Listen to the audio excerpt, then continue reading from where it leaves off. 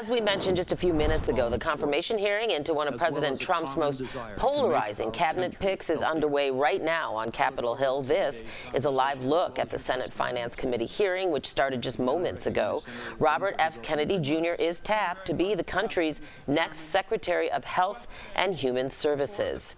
And today he is expected to be grilled by senators for his controversial views supporting anti-vaccine claims and health conspiracy theories. And now his cousin is calling him a predator, urging his nomination to be rejected. That's the latest. Jared Hill has more on that.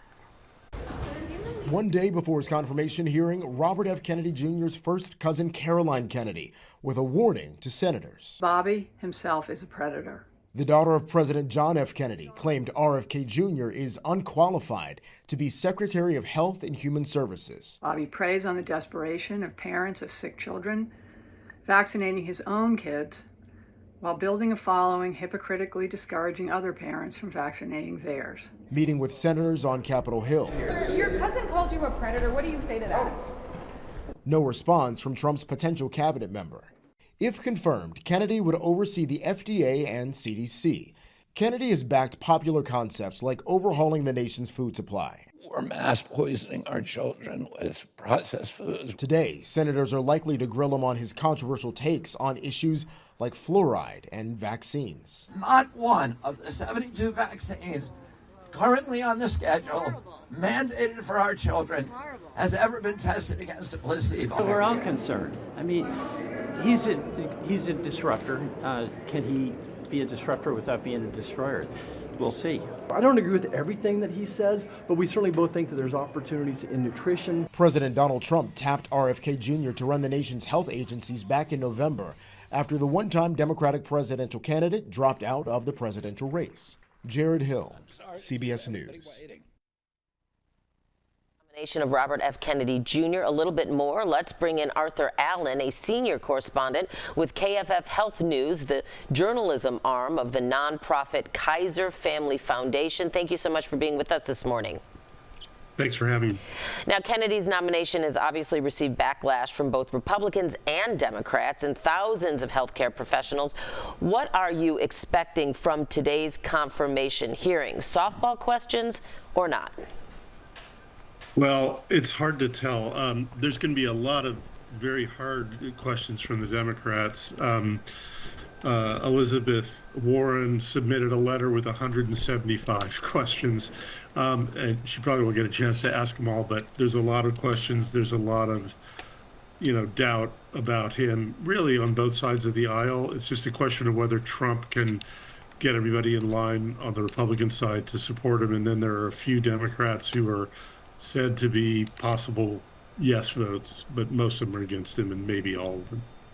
Well, interesting here, because aside from the lawmakers, you've got 17,000 doctors and health professionals who have signed a letter that said, hey, we want the Senate to reject this nomination. Let's talk about why this is so controversial, why this pick in particular is so controversial. Well, Kennedy for the last 20 years has been an anti-vaccine activist.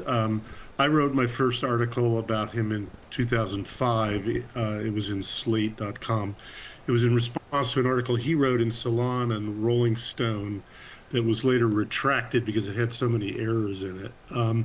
He's the kind of person who, he claims to be an expert on vaccines because he's written a couple of books about them. Says he's read a lot of studies.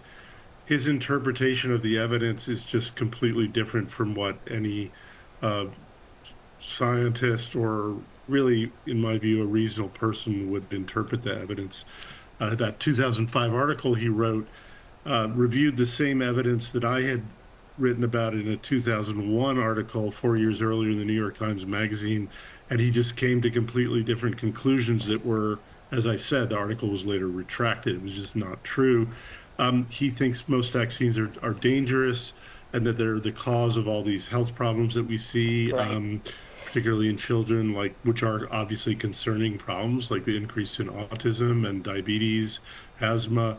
But what they have to do with vaccines, the dominant. I mean, there's lots of research that shows that there's no connection. Yep, Arthur, And I as have go to ahead. ask you, so one of the latest developments in this saga, if you will, is Caroline Kennedy, of course, who is the daughter of President John F. Kennedy. She rarely speaks out publicly, especially against something, but she did yesterday in a statement, and it was a scathing statement, calling him a predator, talking about how he used to put small animals in a blender to then feed to his hawks. She talked about his rampant, what she says, drug use in his past life. Will her statement, considering her reputation and her family's reputation, have any impact, do you think, amongst senators?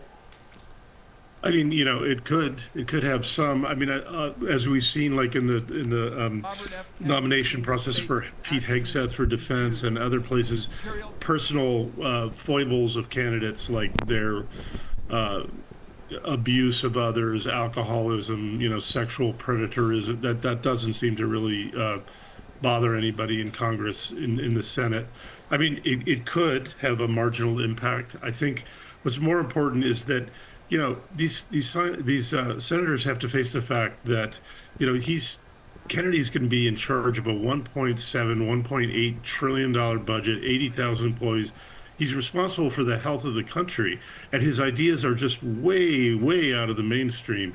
And not to say that some of what he says about chronic health problems isn't true, but he's not the first person to notice that there are these problems with health, and the U.S. health agencies have been investigating them. He acts like all they care about is COVID and measles. Well, that's not true. They spend millions, billions of dollars researching these other problems.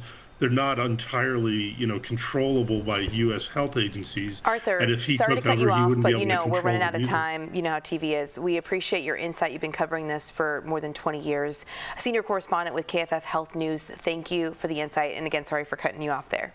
That's okay. Thanks.